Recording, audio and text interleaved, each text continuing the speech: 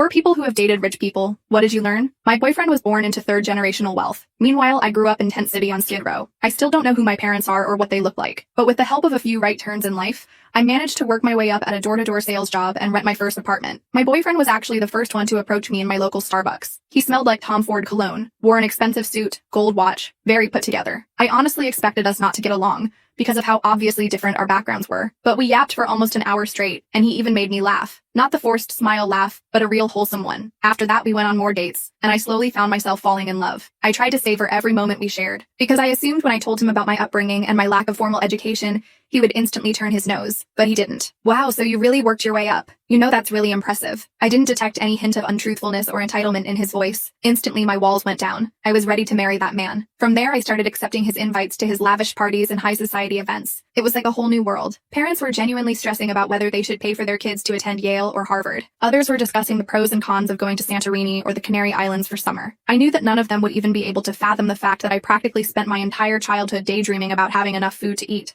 debating whether I should skip lunch or if I should skip dinner. Needless to say, I had no contribution to their discussions until the topic of politics came up. There was a very heated conversation going on at the other end of the table. Suddenly, the woman very loudly exclaimed, "Ugh, public schools shouldn't even exist. If you can't afford real education, then I don't see why you should even be allowed to be part of society." And instead of anyone calling her out on her BS, they started nodding their heads like it was the most reasonable opinion in the world, like it was something they had discussed hundreds of times before. I just bit my tongue. But then my boyfriend's mom said, "Right, like if you can't afford food, maybe that's nature's way of saying you shouldn't be here." I took a deep breath and said, "I mean, these are all great points, but don't you think some people just need extra help getting back on their feet?" The entire table went silent. I even heard a few audible gasps. My boyfriend looked wide-eyed and extremely shocked. I twirled my peas around my plate with my fork. "But I mean, still, the poor should be kissing our feet and thanking us for all we do for them," I said, trying to save myself from being noticed as an outsider. Everyone immediately broke back into clamor about how much they hated anyone who wasn't them. I really thought it was a good save. Until I excused myself to the bathroom and closed the stall door. That's when my boyfriend's mother and sister walked in. "Did you hear what William's girlfriend said?" "Ugh, don't get me started," his mom replied. "He had warned us that she was from the gutter,